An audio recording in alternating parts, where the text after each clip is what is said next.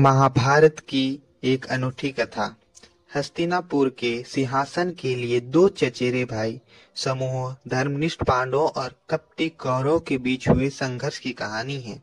यह कथा कुरुक्षेत्र युद्ध में परिणत होते हैं, जिसमें पांडवों की विजय होती है। लेकिन यह युद्ध धर्म, कर्तव्य और नैतिकता के गहन दार्शनिक विषयों की पड़ताल करता है।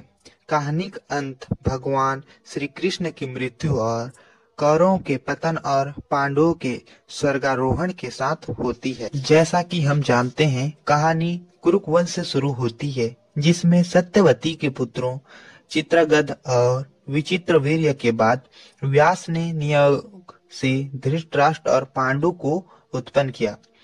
धृतराष्ट्र जन्म से नेत्रहीन थे, इसलिए पांडु राजा बने।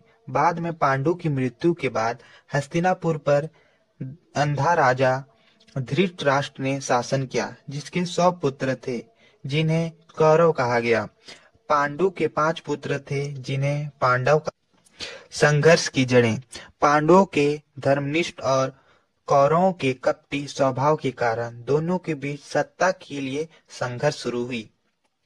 धृतराष्ट्र के पुत्र दुर्योधन और पांडु के पुत्र युधिष्ठिर दोनों सिंहासन के उत्तराधिकारी होने का दावा करते थे।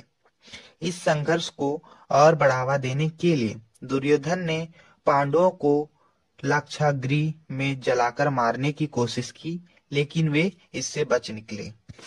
द्रौपदी की स्वयंवर। द्रौपदी ने स्वयंवर में अर्जुन ने द्रौपदी का हाथ जीता और 5 भाइयों ने द्रौपदी से विवाह किया। इससे कौरवों के और पांडवों के बीच संघर्ष और बढ़ गया, क्योंकि कौरवों के बीच पांडवों पर ईर्ष्या थी। कुरुक्षेत्र युद्ध।